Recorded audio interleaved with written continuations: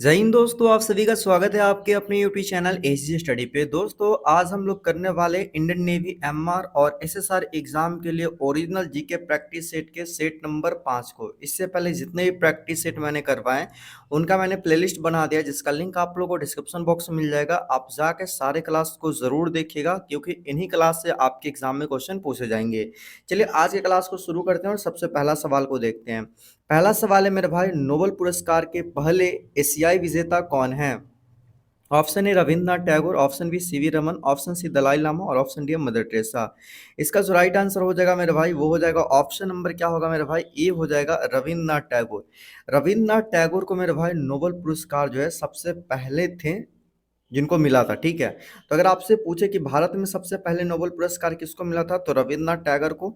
और एशिया में भी पूछे कि सबसे पहले नोबेल पुरस्कार किसको मिला था तो रविंद्रनाथ टैगोर को। इनको साहित्य के क्षेत्र में नोबेल पुरस्कार मिला था। ये भी पूछा जाता है किस क्षेत्र में मिला था, तो साहित्य के क्षेत्र में इनको नोबेल पुरस्कार मिला था। और इनका जिसके लिए मिला था वो था गीतांजलि। क्या था? गीतांजलि इनकी एक बुक है, ठीक है, गीतांजलि। तो इन्हीं बुक के लिए इनको क्या मिला था मेरे भाई, नोबेल पुरस्कार मिला था। तो ये भी क्वेश्चन आपके एग्जाम में पूछा है कि गीतांजलि के रचयिता कौन है तो रविंद्रनाथ टैगोर है। दोस्तों यहाँ पर मदर टेरेसा से रिलेट कर सकते हो। प्रथम भारतीय महिला कौन है जिसे नोबेल पुरस्कार मिला है, तो ये मदर टेरेसा हो जाएगा, ठीक है। फर्स्ट वुमेन हो जाएगी, ठीक है, वुमेन हो जाएगी जिसको क्या मिला था मेरे भाई, नोबेल पुरस्कार मिला था, ठीक है, नोबेल प्राइज मिला था, ठीक है। तो ये फर्स्ट वुमेन हो जाएगी। और इनको किन क्षेत्र में मिला था मेरे भाई, शांति के क्षेत्र में मिला था। तो इस तरह से अगर आप लोग देखोगे मेरे भाई तो नोबेल पुरस्कार जो है कितने क्षेत्रों में दिया जाता है, तो ये 6 क्षेत्रों में दिया जाता है। कितने क्षेत्र में? 6 क्षेत्रों में दिया जाता है। शांति के, साहित्य के हो गए, उसके बाद अर्थशास्त्र के हो गए, ठीक है। और उसके बाद आप लोग ऐसे करके जो 5 क्षेत्र है उन क्षेत्रों में 5 से 6 क्षेत्रों में दिया जाता है। अप्रॉक्स 6 क्षेत्रों में ये दिया जाता है, तो आप याद रख सकते हो। अब देखो मेरे भाई, ये नोबेल पुरस्कार जो है मेरे भाई, ये है मेरे भाई अल्फ्रेड नोबेल, ठीक है। अल्फ्रेड नोबेल एक वैज्ञानिक है, ठीक है। अल्फ्रेड नोबेल एक वैज्ञानिक है। उन्हीं के याद में क्या किया जाता है मेरे भाई, नोबेल पुरस्कार दिया जाता है। और एक क्वेश्चन और आपके बनेंगे एग्जाम में, क्या कि नोबेल पुरस्कार की जो शुरुआत था वो कब हुआ, कब से ये देना शुरू शुरू हुआ नोबेल पुरस्कार। तो नोबेल पुरस्कार जो है मेरे भाई ये हुआ मेरे भाई कब से, 1901 ईस्वी से क्या हुआ मेरे भाई, नोबेल पुरस्कार देना शुरू हुआ। तो आप इतना चीज को आप लोग याद रखिएगा, ठीक है। चलिए अगला क्वेश्चन की ओर बढ़ते हैं। और दूसरा क्वेश्चन कह रहा है मेरे भाई, स्वतंत्रता मेरा जन्मसिद्ध अधिकार है और मैं इसे लेकर रहूंगा का नारा किसके द्वारा दिया गया था? Option A Lala Lajpat Rai, option B मेरे भाई महात्मा गांधी, ऑप्शन सी है बाल गंगाधर तिलक और ऑप्शन डी है मेरे भाई बिपिन चंद्रपाल। इसका जो राइट आंसर हो जाएगा दोस्तों वो हो जाएगा ऑप्शन नंबर मेरे भाई क्या होगा, सी हो जाएगा। बाल गंगाधर तिलक जो है मेरे भाई ये नारा दिए थे, स्वतंत्रता मेरा जन्म सिद्ध अधिकार है और मैं इसे लेकर रहूंगा। तो आप लोग याद रखिएगा, बहुत इंपॉर्टेंट है। वैसे यहाँ पर आप लोग याद रखना मेरे भाई, महात्मा गांधी का एक नारा था मेरे भाई, करो या मरो, ठीक है, करो या मरो का नारा पूछेंगे किसने दिया था मेरे भाई, डू एंड डाई का नारा। तो ये मेरे भाई क्या हो जाएगा, ये हो जाएगा मेरे भाई महात्मा गांधी हो जाएगा। आप लोग याद रखिएगा, इंपॉर्टेंट है। उसके बाद चलिए अगला सवाल की ओर चलते हैं। 3 नंबर सवाल देखो, ब्रह्मोस किस तरह की मिसाइल है मेरे भाई, ठीक है। तो ये आपको बताना है। ऑप्शन ए है मध्यम दूरी की ballistic missile, option B supersonic cruise missile, option C short range tactical missile और ऑप्शन डी है अल्ट्रासोनिक क्रूज मिसाइल, ठीक है। तो इसका जो राइट आंसर होगा वो क्या हो जाएगा मेरे भाई, ऑप्शन नंबर बी हो जाएगा, सुपरसोनिक क्रूज मिसाइल है। ब्रह्मोस जो है मेरे भाई एक सुपरसोनिक जो क्रूज मिसाइल है, आप लोग याद रखिएगा, बहुत इंपॉर्टेंट ये सवाल है। और जो यहाँ पर आप लोग देखोगे मेरे भाई, ये जो ब्रह्मोस जो मिसाइल है ये 2 देशों के साथ निर्माण किया गया था, रूस और इंडिया दोनों मिलकर क्या किया था मेरे भाई, इस ब्रह्मोस मिसाइल का मतलब कि विकसित किया था दोनों, ठीक है, दोनों मिलके। और ये बेहतरीन मिसाइल है मेरे भाई, एक तरह से मैं इसे बोल सकता हूँ। और इसका नाम जो रखा गया मेरे भाई, ये 2 नदियों के नाम से इसको मिलाकर रखा गया था, ब्रह्मोस का नाम। अगर ना पता हो तो मैं एक बार बता दूं, ठीक है। भारत के ब्रह्मपुत्र नदी, ठीक है, भारत के क्या मेरे भाई, ब्रह्मपुत्र नदी। जबकि रूस के मोस्कवा नदी है, क्या मेरे भाई, मोस्कवा नदी है। और इसी से क्या बना मेरे भाई, क्या बना, ब्रह्मोस बना, ठीक है। तो याद रखिएगा। और ऐसे भी आपको पता है मेरा भाई कि अभी जो है इंडिया जो है मेरा भाई पाकिस्तान पे ताबड़तोड़ हमला कर दिया है, जिसे देखकर बहुत मजा आ गया। 9 आतंकी ठिकाने को जो है मेरा भाई अपना जो एयरफोर्स है वो जाके और ख़त्म करके आया मेरा भाई। और सुन के ये न्यूज़ दिल को बहुत ज़्यादा सुकून मिला मेरे भाई। मैं तो चाहूँ तो पूरा पाकिस्तान को खत्म कर दो यार, मैं यही चाहता हूँ। इन आतंकवादियों के साथ ऐसा ही होना चाहिए। बाकी आपका इस पे क्या राय है, एक बार कमेंट सेक्शन में कमेंट करके जरूर बताना। और जय हिंद लिखना बिल्कुल मत भूलना, ठीक है। प्यार से बोलो मेरे भाई, इंडिया में रहता तो जय हिंद, ठीक है। चलो अगले क्वेश्चन की ओर बढ़ते हैं। और 4 नंबर सवाल है मेरे भाई, 1899 से 1905 तक भारत के जो वाइसराय थे वो कौन थे, ठीक है। देखो मेरा भाई, ऑप्शन है Lord Irwin, Wellesley, Lord Dufferin और लॉर्ड कर्जन। चार का जो राइट आंसर होगा मेरे भाई लॉर्ड कर्जन होगा। इसको याद रखेगा। 1899 से लेकर 1905 तक मेरे भाई भारत के वाइसराय जो थे वो कौन थे मेरे भाई, लॉर्ड कर्जन थे। आप लोग याद रखिएगा। जब बंगाल विभाजन हुआ था, ये जो 1905 का समय है ना, ये 1905 के समय ही क्या किया गया था मेरे भाई, बंगाल का विभाजन किया गया था, ठीक है। बंगाल का विभाजन, तो ये भी क्वेश्चन पूछा जाता है आपके एग्जाम में कि बंगाल विभाजन कब हुआ था, तो 1905 ईस्वी में हुआ था। आप लोग याद रखिएगा। बहुत ही इंपॉर्टेंट ये सवाल आपके एग्जाम के लिए हो सकते हैं मेरे भाई। चलिए अगला क्वेश्चन देखेंगे मेरे भाई, गंगा नदी किस राज्य में नहीं बहती है, नहीं बहती है आपको बताया गया है मेरे भाई। तो सबसे पहले देखो, ऑप्शन ए है Andhra Pradesh, option B Uttar Pradesh, option C पश्चिम बंगाल और ऑप्शन डी बिहार। तो इसका राइट आंसर हो जाएगा वो मेरे भाई क्या हो जाएगा, ऑप्शन नंबर ए हो जाएगा, आंध्र प्रदेश जो हो जाएगा मेरा भाई।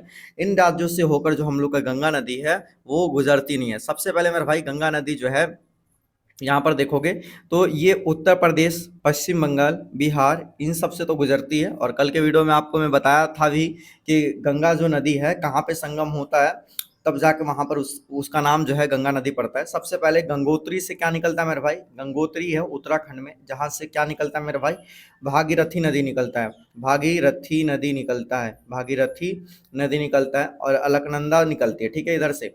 और दोनों का जब मिलन होता है कहाँ मेरे भाई, रुद्रप्रयाग में जब जाके मिलन होता है दोनों का, तो वहां से क्या होता है मेरे भाई, गंगा नदी का निर्माण होता है, जो कि मैं आप लोगों को कल भी बताया था इसको पूरा डिटेल में।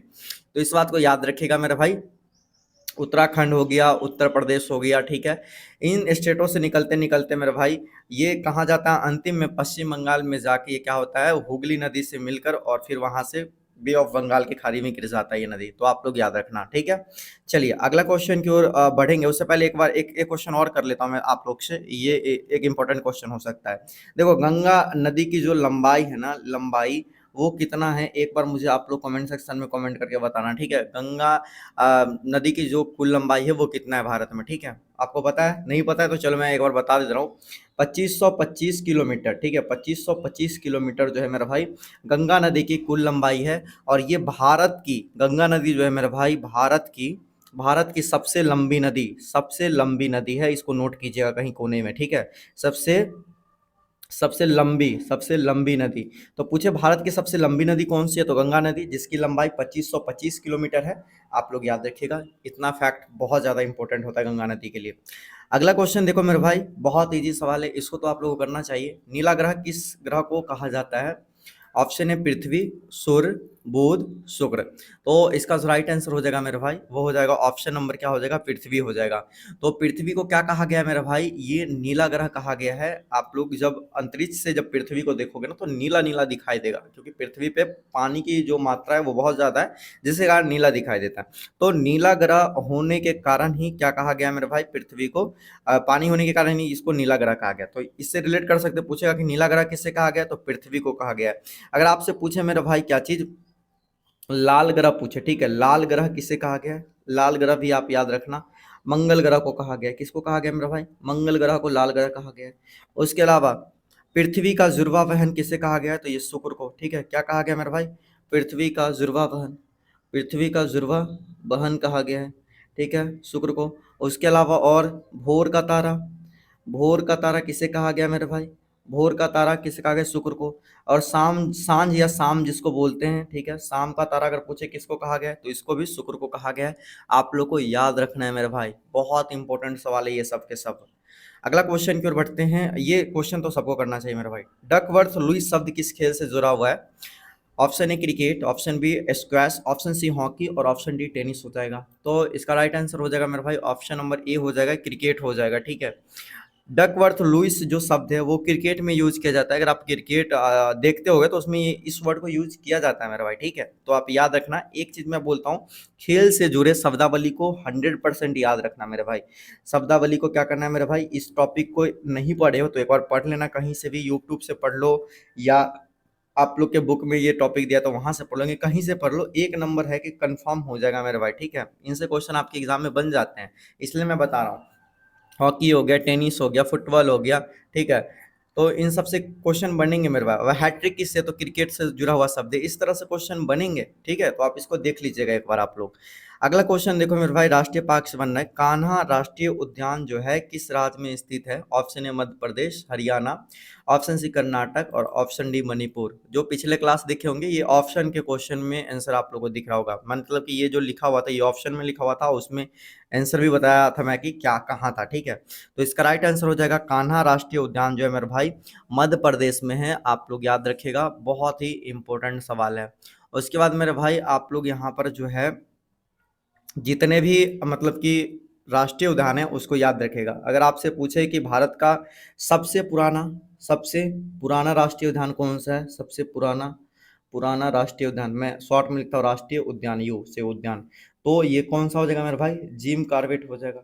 Jim Corbett, Jim Corbett, Corbett राष्ट्रीय उद्यान हो जाएगा, जिसका नया नाम क्या होगा मेरे भाई? रामगंगा राष्ट्रीय उद्यान, जिसका नया नाम रामगंगा राष्ट्रीय उद्यान। आप याद रख, रामगंगा नहीं तो जिम कॉर्बेट ही होगा, ठीक है। ऐसे करके आप याद रखना, ये इंपॉर्टेंट सवाल आपके लिए हो सकते हैं। अगला क्वेश्चन 9 नंबर, भारतीय सेना का आदर्श वाक्य क्या है मेरे भाई? ऑप्शन ए सत्यमेव जयते, ऑप्शन बी है मेरे भाई करो या मारो, ऑप्शन सी है मेरे भाई स्वयं से पहले सेवा, और ऑप्शन डी है वंदे मातरम। देखो बच्चे जो कंटिन्यू क्लास कर रहे हैं ना, वो बाई ऑप्शन छाट के बता सकते हैं कि इसका राइट आंसर क्या हो जाएगा, क्योंकि मैं अभी जस्ट बताया कि करो या मारो जो था ये नारा दिए हैं कौन मेरे भाई? महात्मा गांधी। तो ये होगा नहीं, ये होगा नहीं, महात्मा गांधी हो जाएगा, ठीक है। ये करो या मारो का नारा। वंदे मातरम के रचयिता मेरे भाई कौन है? बंकिम चंद्र चटर्जी है। बंकिम, बंकिम मैं शॉर्ट में लिखता हूँ चंद्र चटर्जी, शॉर्ट में लिख दिया, ठीक है, चंद्र चटर्जी। ये दिए थे तो ये दो ऑप्शन कट गया। तीसरा है सत्यमेव जयते, ये मेरे भाई भारत का आदर्श वाक्य है। भारत का आदर्श वाक्य क्या है मेरे भाई? इंडिया का आदर्श वाक्य क्या है? सत्यमेव जयते, तो ये भी नहीं होगा। अब तो एक ऑप्शन बचता है मेरे भाई, स्वयं से पहले सेवा जो है भारतीय सेना का जो मेरे भाई क्या है? आदर्श वाक्य है।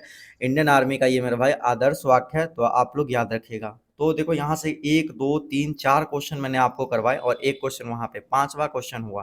तो इनसे बहुत क्वेश्चन बन सकते हैं मेरा भाई। एक और चीज यहाँ पर ध्यान रखना, भारतीय सेना जिसको बोलते हैं इंडियन आर्मी बोलते हैं इंग्लिश में, तो पूछेगा कि भारतीय सेना दिवस या इंडियन आर्मी दिवस जो है कब मनाया जाता है? तो ये 15 जनवरी को मनाया जाता है, 15 जनवरी को मनाया जाता है। आप लोग को ये चीज भी याद रखना है मेरे भाई, ठीक है।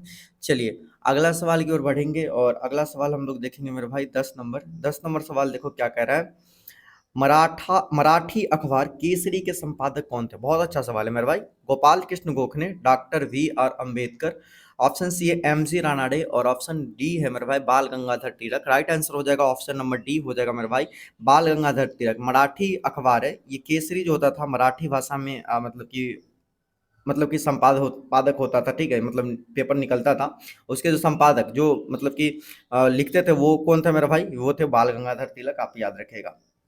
अगला क्वेश्चन है मेरे भाई, देखो ये क्वेश्चन कह रहा है मेरे भाई 11 नंबर, निम्नलिखित में से किस स्थान पर विश्व में सबसे अधिक वर्षा होती है? तो विश्व में सबसे अधिक वर्षा कहाँ पे होती है मेरे भाई? ऑप्शन है गुवाहाटी में, सिलचर में, मोसिनराम में, और चेरापूंजी में। तो इसका राइट आंसर क्या हो जाएगा मेरे भाई? ये हो जाएगा क्या मेरे भाई? ऑप्शन नंबर सी, मोसिनराम में। मोसिनराम में मेरे भाई विश्व में सबसे अधिक वर्षा होता है, और ये इंडिया में ही मोसिनराम है, ठीक है। मेघालय स्टेट पड़ता है इसका, ठीक है, मेघालय स्टेट पड़ता है। मेघालय स्टेट के अंदर मोसिनराम एक जगह है जहाँ पे दुनिया का सबसे ज्यादा अधिक जो है वर्षा होता है। मोसिनराम से पहले चेरापूंजी था, लेकिन अब चेरापूंजी में होता है वर्षा, ऐसा नहीं कि नहीं होता है, लेकिन उससे कई ज्यादा गुना मोसिनराम में होता है। तो आप लोगों को याद रखना है, ठीक है।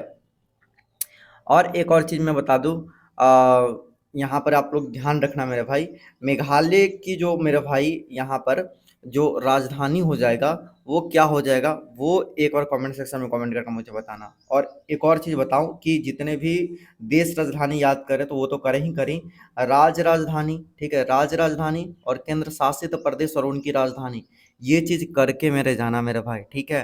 तो मेघालय की राजधानी क्या हो जाएगा मेरे भाई? शिलोंग हो जाएगा, जिनको बताना हो मैं बता दूं, ठीक है एक बार। तो मेघालय का शिलोंग हो जाएगा राजधानी, केंद्र शासित प्रदेश और उसकी राजधानी याद करके आप लोग जाना। चलिए अगला क्वेश्चन की ओर बढ़ेंगे, 12 नंबर।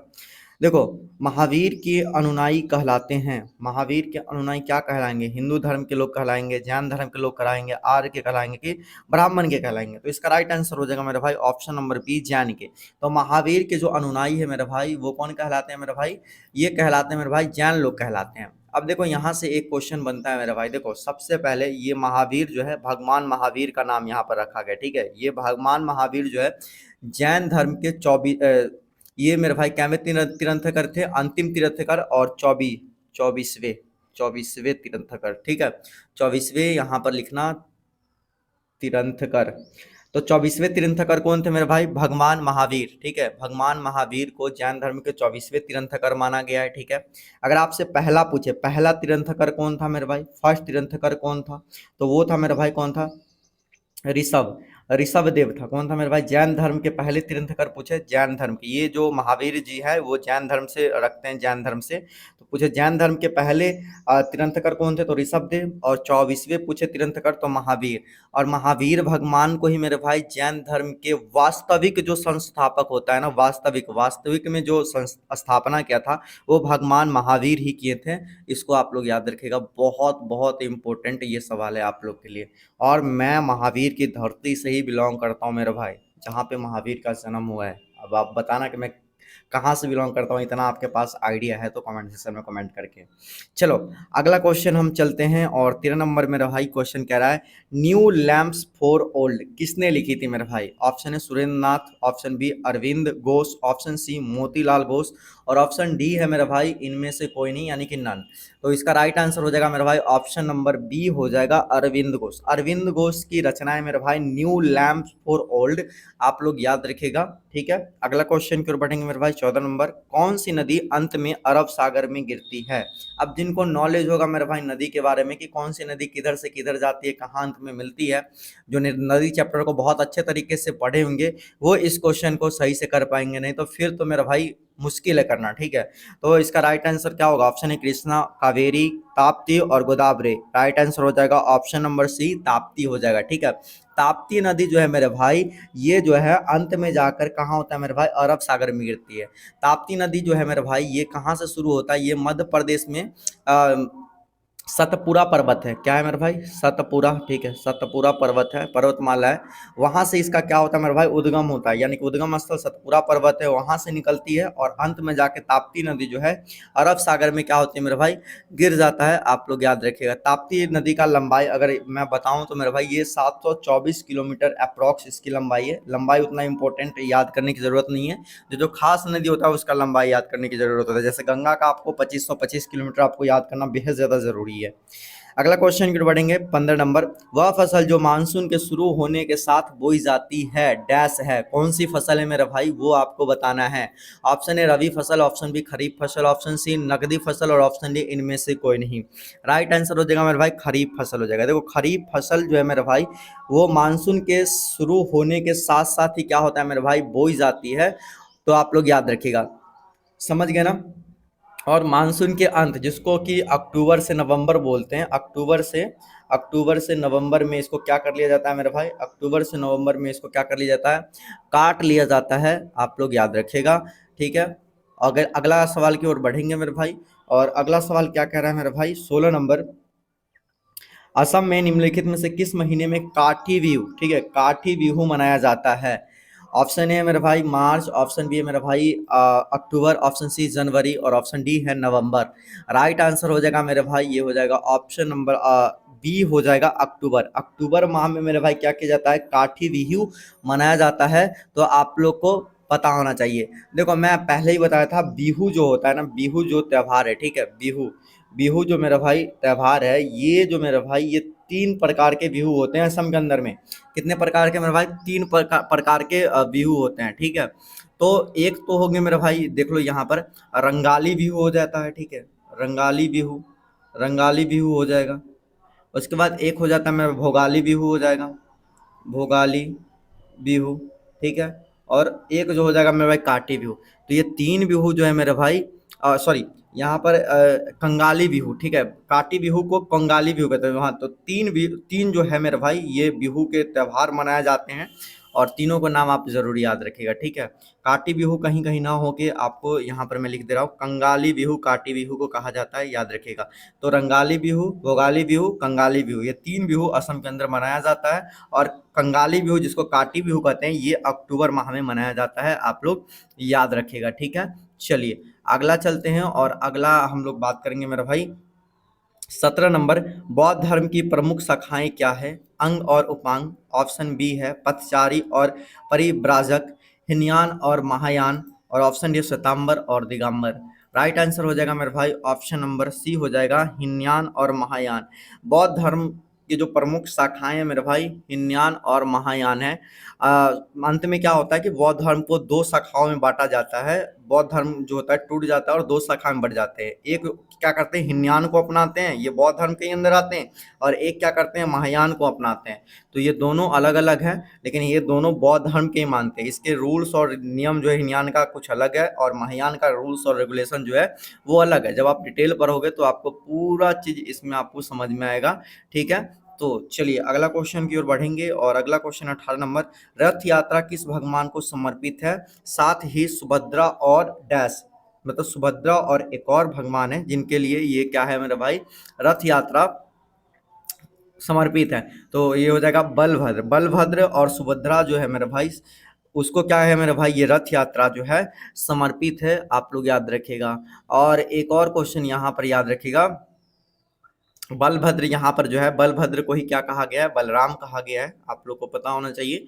बलभद्र को ही क्या कहा गया है, बलराम कहा गया है, ठीक है, आप लोग को पता होना चाहिए। सुभद्रा इनकी बहन है बलराम की।